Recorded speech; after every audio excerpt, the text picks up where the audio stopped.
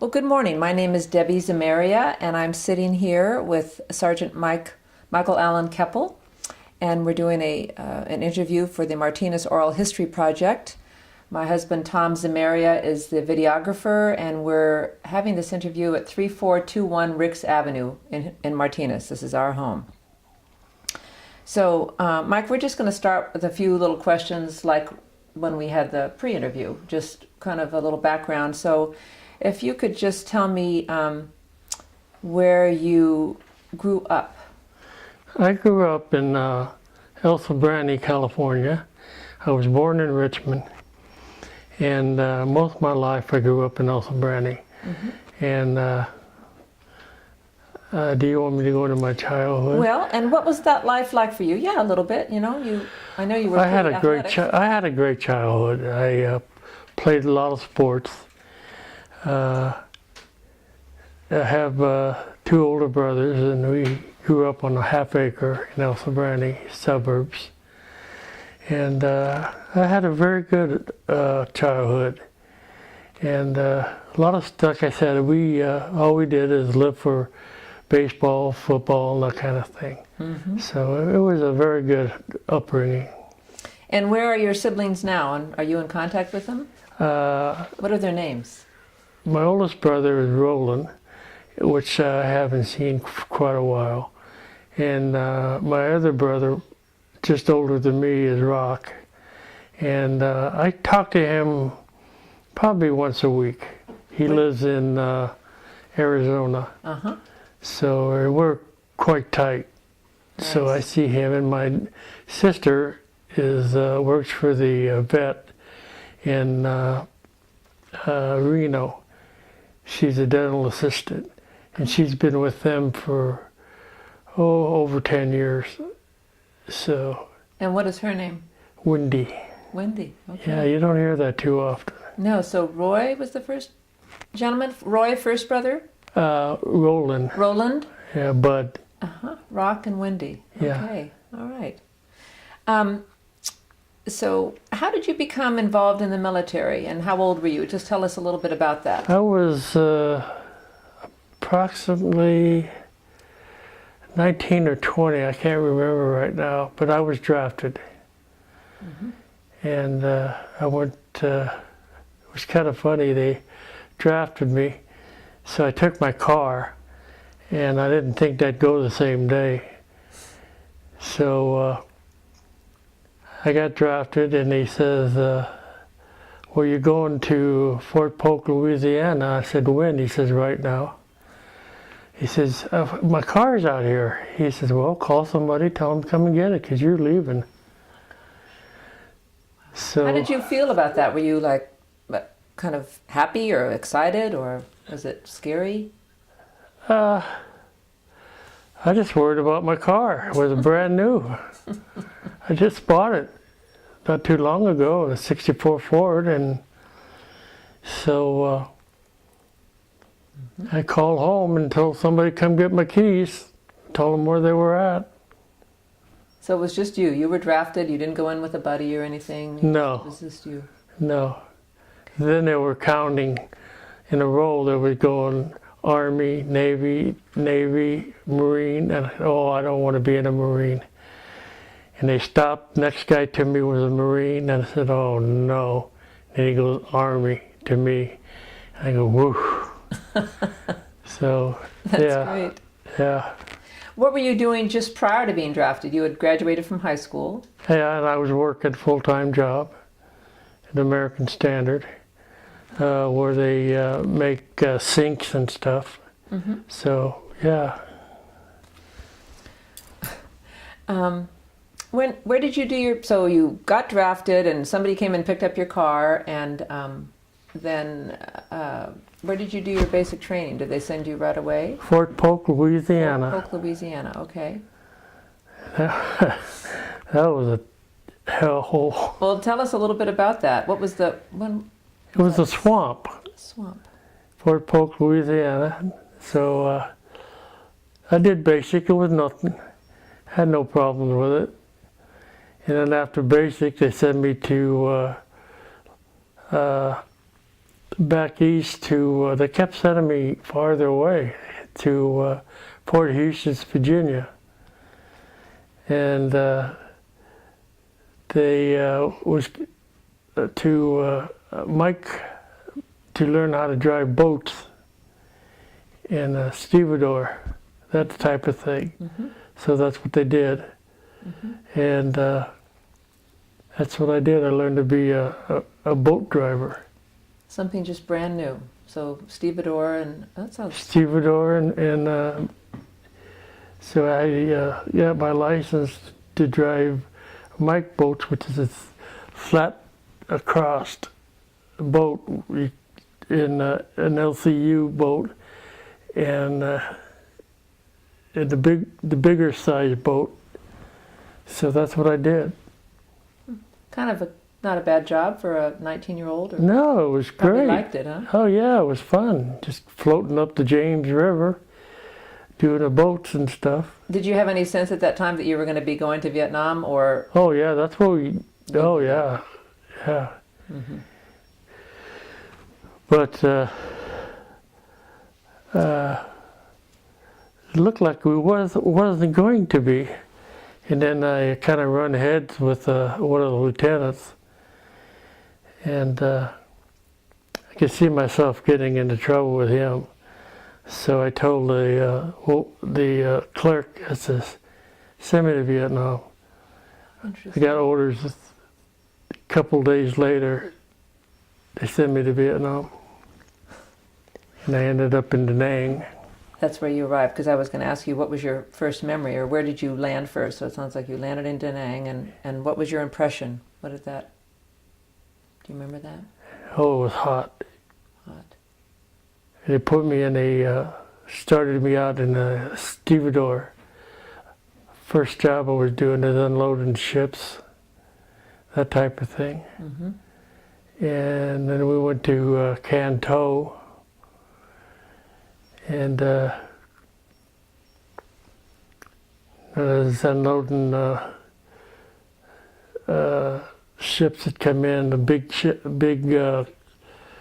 ships that come in and open up, and we'd go in there and unload those things. And What were they loading and unloading?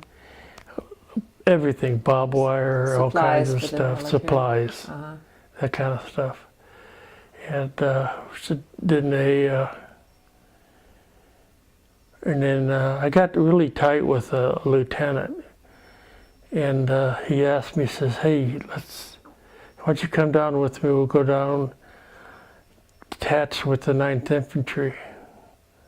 I said, sure, I'll go with you. So me and him alone went down with the 9th Infantry. Wow, just left your unit. Why not? Yep.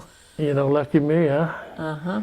And I remember you said that you made E5 pretty quickly. Right away. How did that happen? Because I did my job well. Because you did your job well. Okay. Yeah, and I always been a leader.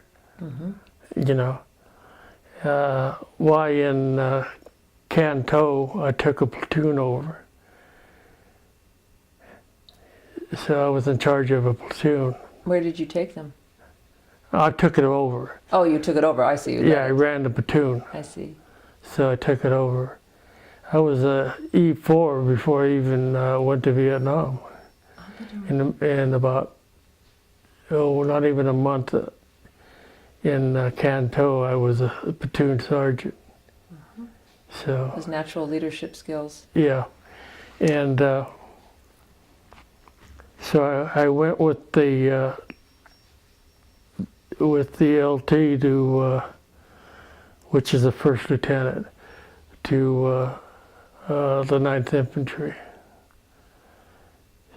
Well, let's back up a little bit. You had told me, and I'm not sure where this falls, but you had told me that you had met 2 of your cousins while you were over there. I met those guys in Da Nang. Can you tell us, was that kind of in the beginning when you arrived? Yes, it was. Okay, can you tell us a little bit about that? Well, I met one in Da Nang. There's Louis and Russell. Louis was in Louis was in the Marines, and they had these little hooches where you could get rides out of the buses that take you different places. and I went to the beach, and they had these little buses that take you back to your post. And I was in there, and it was dark, and I was kind of looking, you know, you kind of squint, and this guy looked familiar. And I says, "What's your name?" And as soon as he said Louis, because I remember his voice, I says, "Are you Louis Ryle?" He says, "Yeah." He says, "Are you Mike?" "Yeah." We got up and hugged each other. I said, "How long you been over here?" He said, "It's his house." He's seen, he says, "Russell's over here." And I said, "He is? Where's he at?" He says, he's someplace called Canto. I said, "I'll be damned." So I said, "Man, you look like shit. You want my jacket?" He said, "No, I don't want it." I said, "What are you doing?" He says, "I ran a tank." So we said goodbye and all that kind of stuff. So after a couple of months, they moved our unit down to Canto. And so one of our guys got hurt, so I went to the hospital to see this guy, and they had a curtain. And as soon as Russell started talking, I said, "I know that voice." Is that the brother, Louis' brother? That was Russell. I pulled the sheet back, and there's Russell. I says, "Russell, what the hell are you doing here?" He says, "I'm a helicopter crew chief." I said, "Yeah?" He says, "Yeah, this is the second time I got shot down." I said, "You going home?" He said, "No, I'm going to stay over." I said, "Man, you stupid or something? Go home." "No, I want to do it." He says, you can come down and fly if you want." I said, "I don't want to fly this damn helicopter." I says, "You're stupid, man. Go home." "Nah, I like what I'm doing." Wow. So I said, "Goodbye, how you doing?" and all that. So that's how I met those two guys. Had they grown up with you in El Sobrante originally? Yeah, no, they actually lived in Nevada, but they come and visit, come visit us once in a while, and they were pretty nice kids, you know. Wow, amazing that you met them halfway around the world. Yeah, that's cool. Yeah. So, and then after that, then, like I said, went through Canto, that lieutenant wanted me to go with him, but the 9th Infantry. So I did. So it wasn't a reassignment to the 9th Division, 9th Infantry Division. It was more you just went were with detached. Detached. Yeah, detached to the 9th. And what was your unit before that? I mean, I'm not... That was a stevedore unit. Oh, stevedore, okay. So, and they needed somebody to run a crane. See, I could run any kind of machinery there is in the Army. That's probably why I got. And so they needed somebody to run a crane, to load trucks with oil and gas. And I can do, and that's what I did. And while they weren't there, I went over to the flight line. I met a guy, and he says, "What are you doing, man? You want to fly?" I said, "Yeah, I want to fly." Just another machine? Yeah, just another machine. He says, "We got a medevac unit over here. You wanna go up and be a medevac? Do a medevac crew chief?" I said, "Well, hell yeah." So that's how I started doing the medevacs. And what does that involve? You go out. You have dust-offs. They call it a dust-off. But you have other helicopters that aren't dust-off. They go in first. They clear the site out. And then a medevac comes in, lands, picks up the wounded, and go back, go to the hospitals. And your job is to help load the helicopter with wounded people. So you're one of the crew in the helicopter. You're one of the crew. Out, you have a medic. Get the stretchers. Actually you have a medic and a crew chief. And I was the crew chief on the medevac. And then you have the medic himself. So when you hit the ground, you try not to handle the guys yourself. You try to get people to help you. But sometimes there's nobody there, you got to do it. So it's Were pretty they already nasty. on stretchers, or did you have to put them on stretchers? They should be on stretchers. If they're not, there's no stretchers. You just got to pick them up and lay them in there. And are you being fired at, or is this more? Hopefully you're not. Mm-hmm. That's what that's what your gunships will go in before you. Mm-hmm. Supposed to clear the path. And then when you land, hopefully they're not shooting at you. Hopefully. But that's not always the case. Not always the case. So you did that for a while, and then also you were a door gunner? I did that, yeah. Mm-hmm. Yeah. And how did that happen? How did you kind of switch over, or is it just? Well, if we had nothing to do, nothing to unload, no trucks to load, then I'd go over there and do that. Mm-hmm. Sounds a little dangerous. So that's the big side is open of the helicopter. Forgive me, I'm just a layperson, but I've only seen this in movies. The big side is open, and so you're with the machine gun. We never shut the doors. Don't shut the doors. No. And there's a gun, and there you are. Okay. We didn't carry guns. Oh. In a medevac. No gun.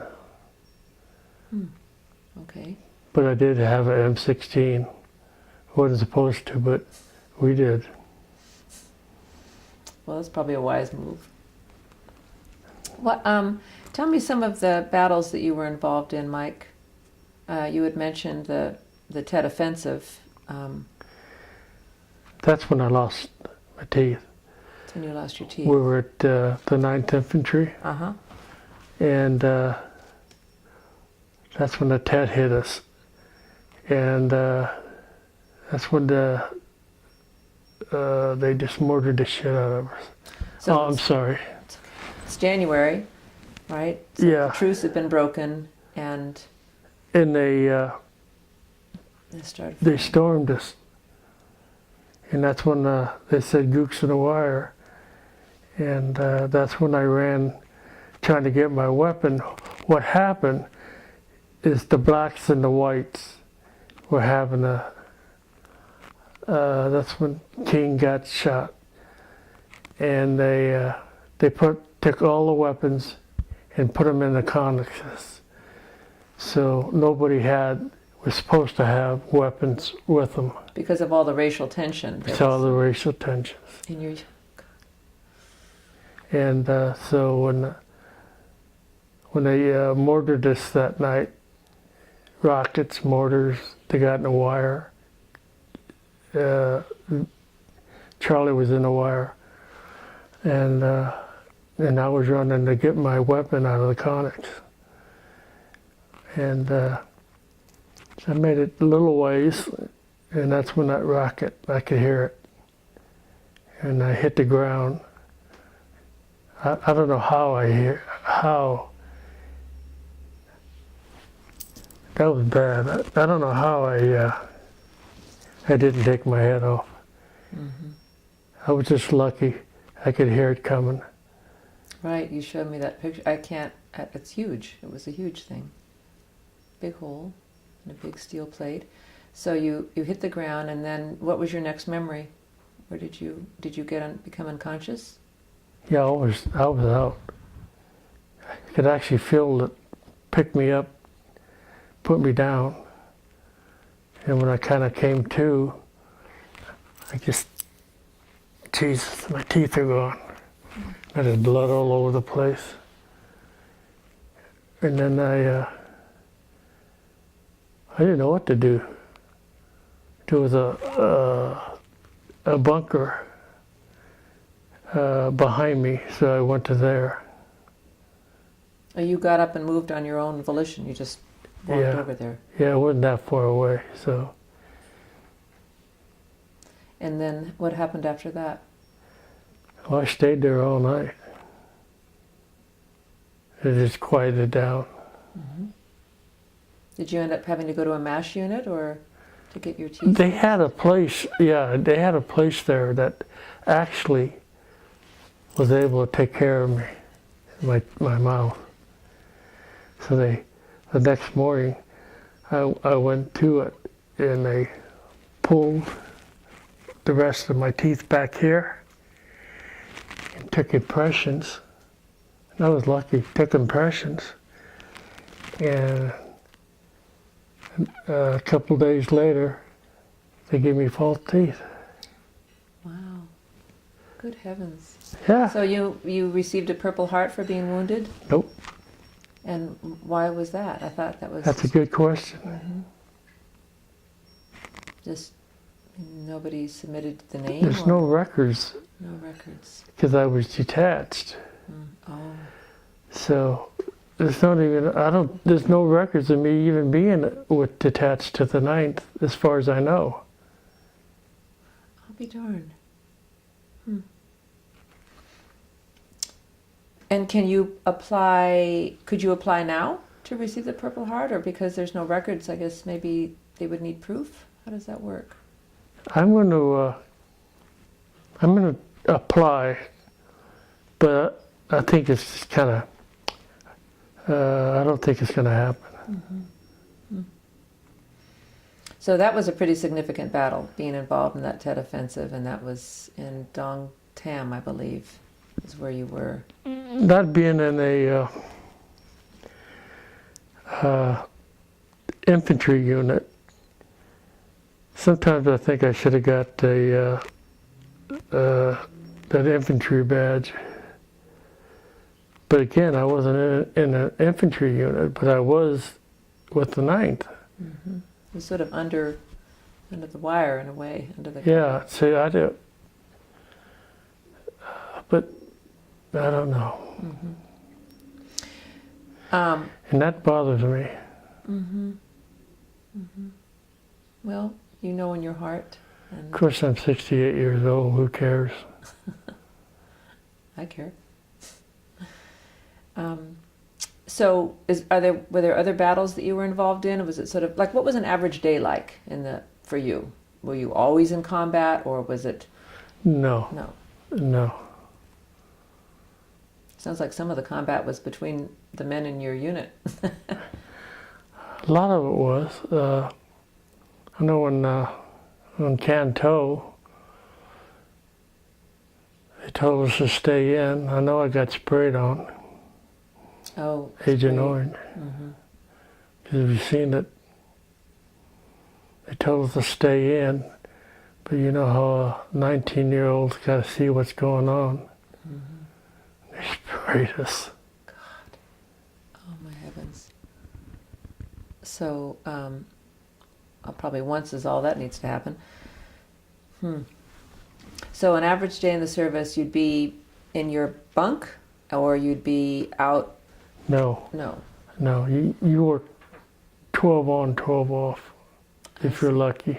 And if you're on, what does that mean? What would you be doing? A lot of, if I was on at Canto, you'd be unloading, you work all day, unloading, that kind of stuff. Mm-hmm. And when you went to the 9th, I was either unloading barrels onto trucks or flying, because they went out all the time. Mm-hmm. So you didn't get a whole lot of sleep. Not a whole lot of sleep.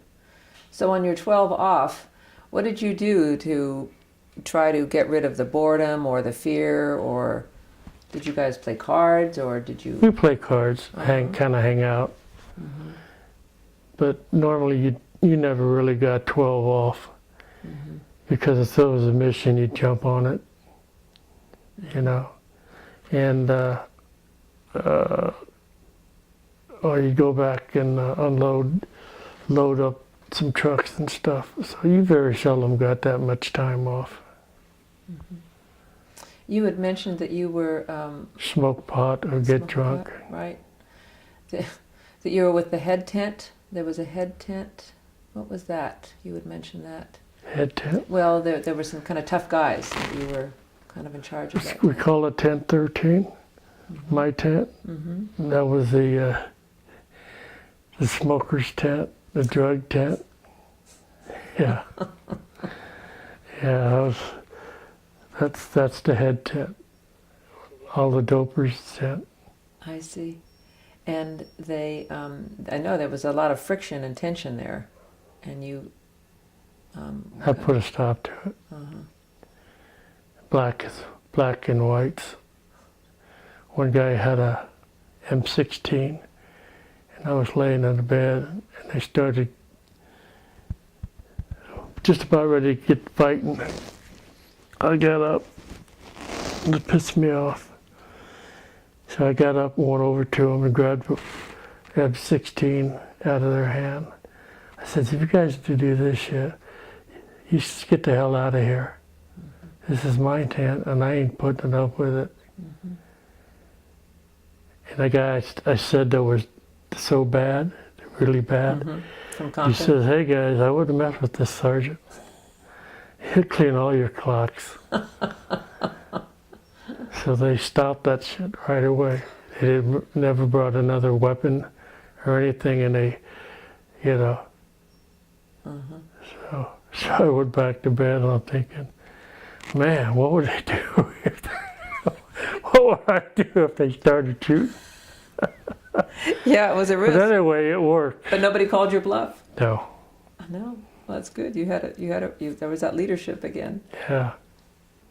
So that worked pretty good. What was the hardest part of your time in the service, would you say?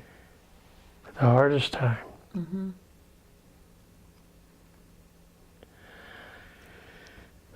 Or just the hardest part? The hardest time was the medevacs. Mm. Seeing those kids, loading them up. Mm-hmm. Mm-hmm. Picking one kid up, and half his leg come off. Mm.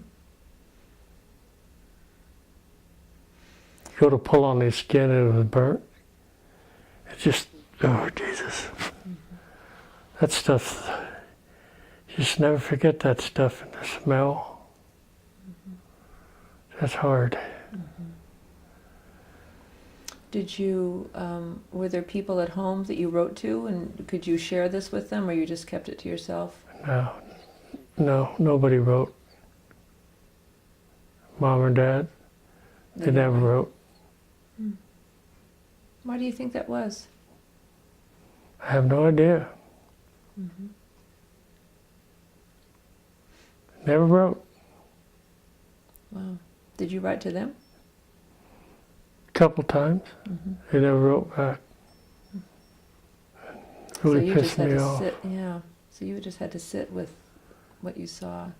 Well, at least you had some buddies that they knew exactly what it was all about. Never forget them for that. You're talking about your parents? Mm-hmm. Yeah. Even though my dad used to watch the news all the time about it, but he never wrote. Neither my mom. Sorry. If you could tell us one other story about some time in Vietnam, either funny or sad or serious, any story that just pops into your head, something that you haven't shared yet, what might that be?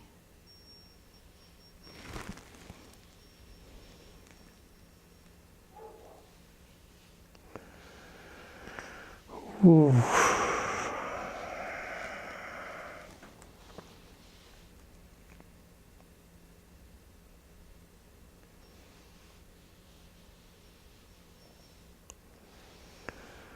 I can't think of anything.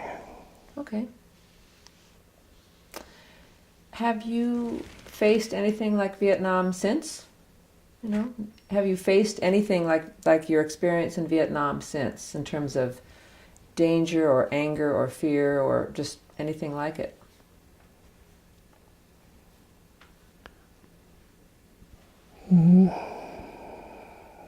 No.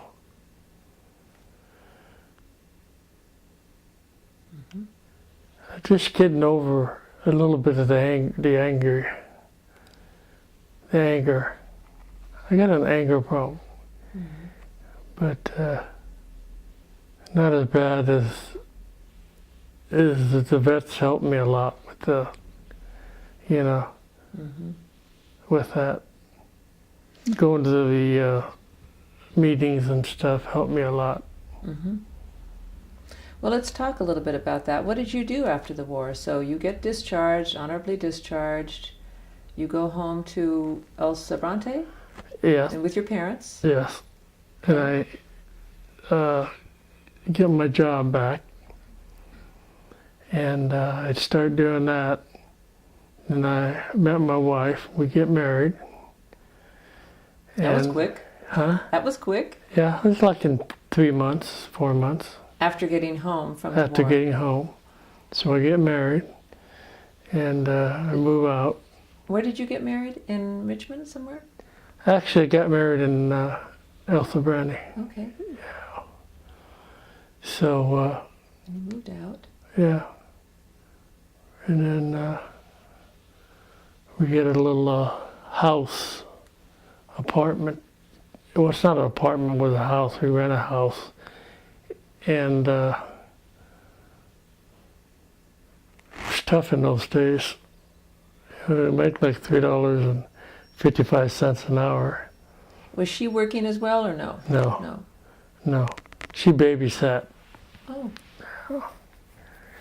So I did that. And then finally I got a job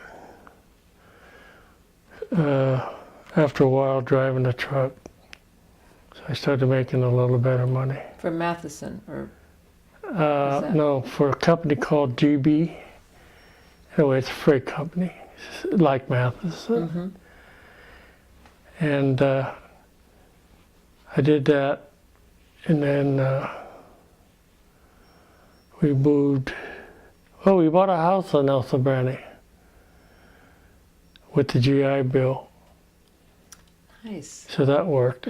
And then we stayed there for a couple of years and sold out a house. And I got another driving job with a different company and bought a brand new house in Sisters Heights. And we made money on that. And then I got a job with Matheson. And then I was making pretty good money then. Trucking, the freight. Yeah, and Diane got her LVN. And then when we moved to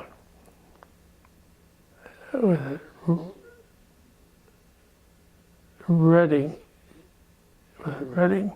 But anyway, she got her RN. So.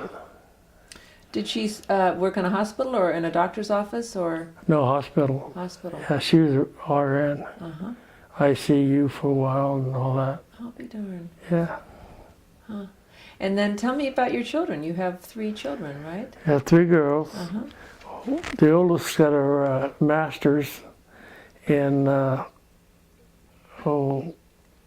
psychiatry. She works at Kaiser. My middle daughter has got her RN. And what's her name? The middle Kimmy. daughter? Kimmy. And then Chrissy has 2 little boys, and 8 and 5, and she's just about ready to put her through school. Wow. So you're a grandpa several times over? My oldest granddaughter, Carissa, she got her, she graduated from Chico University, and she's back in to be a nurse. She don't want to be a teacher. She wants a little better money, so she's back into school to be a nurse. And then my youngest granddaughter is going to Sac State this year. Wonderful. Yeah. Wow. Family gatherings must be sort of fun. Family gatherings must be sort of fun. We got a great family. I'm glad. Really do. It's a lot of fun to be around her. I'm glad, Mike. That's cool. Yeah, it is. So, are you still being treated for some of the injuries you sustained? I mean, are your teeth okay, or do you have any other things that are? I'm 100%. 100%.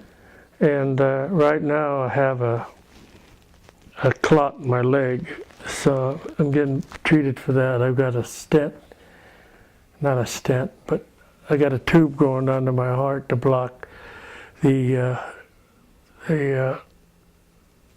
clot. So if the clot starts breaking up, which I hope it is, this blockage will stop it from getting into my heart or traveling. So that's something probably as a result of your various injuries and Agent Orange exposure and all of that. Yeah, and then I have low platelets, so I I bleed real easy. That's from Agent Orange. It is. Okay. Yes, it's a cancerous type thing. So. Wow. Well, and are you, I mean, I know you are. Tell me about your current involvement in the veterans community. Like, what are you doing now, and a little. Well, right now. How did that all start? I'm commander of the VFW in Martinez. I have been for the last 5 years. This year I'm stepping down and gonna let somebody else take over. All right, I'm going to probably be a service operator, something like that. It's time for somebody else to take over. This is why I'm so happy to get my red hat this year. Yeah, so tell us a little bit about the red hat for the layperson. Okay, the red hat. First of all, we have had the All-State. This would be 4 years in a row. All-State. We made that. We made that a long time ago, and this year we're going to make All-American, which is very hard to make, and we got it made. We're going to make All-American. That's just. So I'm very happy with that. When did you find out? We find out. We know because we watch our percentages. You got to have so many new guys. Your percentage has to be so high, and we know because of the records that we watch. I see. Whether we get it or not, and we got enough people to get it, enough new people, and so we got it. Oh, congratulations! That's wonderful. That's another leadership. That's a heck of a way to go out. It is a heck of a way to go out. Yeah, and all the members can buy red hats and wear them for a year. No, they'll wear them for life. You can wear them for life. Just tell me quickly. So you got out of the service. Did you immediately become involved in the veterans community, or was that later in life? No. One of the reasons I wanted to drive truck, because I didn't wanted nobody to ever talk to me about Vietnam, ask me any questions. I told my wife, don't ask me. And I told all my kids, don't talk to me about it. So it was 30 years before my wife and my 3 kids got me cornered, and I said, Dad, we can't hardly stand you. We can't talk to you. It's like walking on eggshells. we need you to go down to the vets, sign up, and get help. We just, you can't stand it. You know, can't stand you. Were you aware of all of that, or was that a surprise to you? That was a surprise. And that's actually, that happened after I retired from truck driving, because I was home a lot. And I said, there's nothing wrong with me. This is what you got to do, or move out. So what did you do? I went down to the vet. The vet center in Concord? Yep. No. Yes. I went to the vet, and I met a gentleman called Jeff Jewell. And I told him about that. And Jeff really he was a counselor at Concord Vet Center. And he kind of saved my life. So He got me into a group. And he says, you want to get in a group? I said, no. He says, just come down the group. I won't bug you, but we need you to come down the group. He says, oh, by the way, tomorrow we're going to a Vietnam restaurant. And you want to go? I said, well, hell no, I don't want to go. Are you crazy or something? He kind of snickered. But anyway, I did go to the group. And that was the start of it. And you were 3 years wow. in a group. And how did you become involved? You weren't always with the post in Martinez, right? You were at a different post. And was it Concord? Or? Oh, Concord. Yeah. He had a kind of a run-in with the Concord commander. And then I met Carl. And Carl had about 3 members. That's about all he had to come to the meetings. And then I was fighting with Pete. That's the commander of the Concord post? Yeah.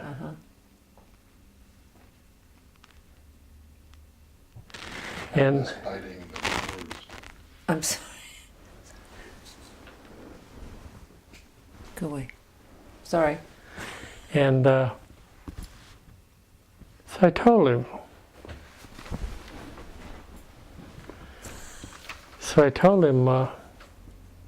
Carl,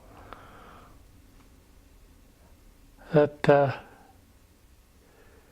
he said he needed a commander, because the commander he had wouldn't do nothing. He was just nothing. I said, well, how would you like me to be your commander? He said, yeah, I would.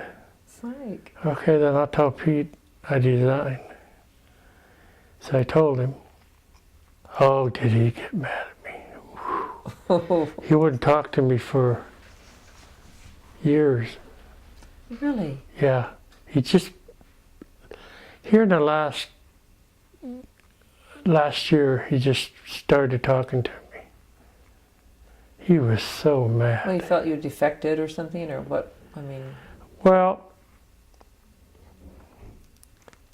he kind of blamed me for something that wasn't my fault. And so I kind of blew up at him, you know. And he just thought I left him high and dry. Well, I kind of did, but I was working so hard for him, you know. So Sounds like it was time to move on. It was time. Well, it was time to move on. So I did. And now you've taken this post and it's grown and it's the red hats, and isn't that something? Yeah, That's great. it is. That's just wonderful, Mike. Even he's proud of us. Mm-hmm. So, Mm-hmm. Well, do you have any messages for young folks in the military or about to go in, or is there anything that comes to mind if you wanted to give any guidance or advice to anybody? well, anybody that's going in, excuse me, do your job the best you can. Work hard. If you work hard and do what they tell you, yeah, good things come to you. Mm-hmm. Don't be a wise guy. Mm-hmm. You know, as hard as you put into it, that the more you'll get out of it.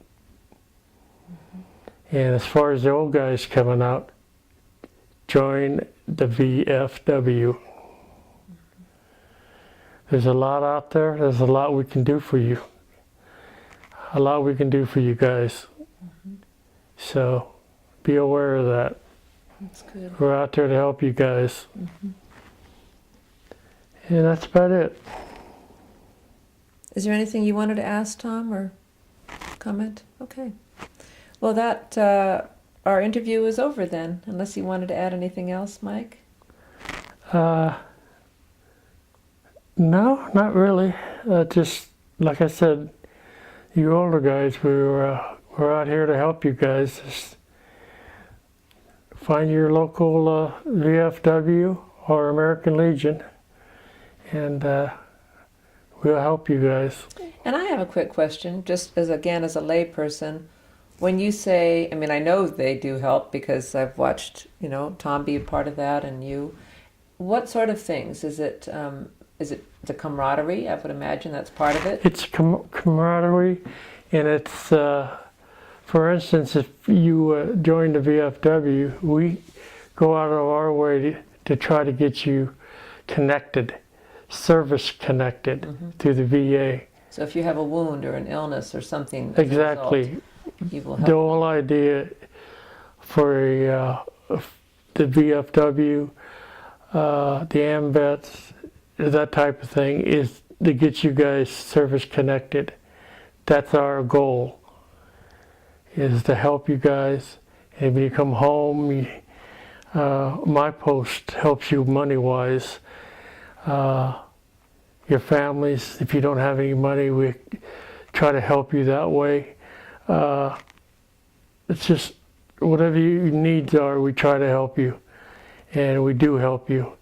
We give quite a bit of money out every year to help the vets, and that's what we're in a business for, is to help you guys. And I think it's probably changed. I know Tom has mentioned that when he first got out of the service, well, like you, he didn't want anything to do with the veterans. That was part of it. But also, there wasn't much help. I mean, there wasn't much. There was no help. No. And even the kids are getting out now, I don't think they have much money right at first, or if any. Mm-hmm. So that's why we try to help them get these kids out, Mm-hmm. So that's about it. All right, I know. Well, thank you very much, Mike. My pleasure. I'll shake your hand. Thank you. Thank you.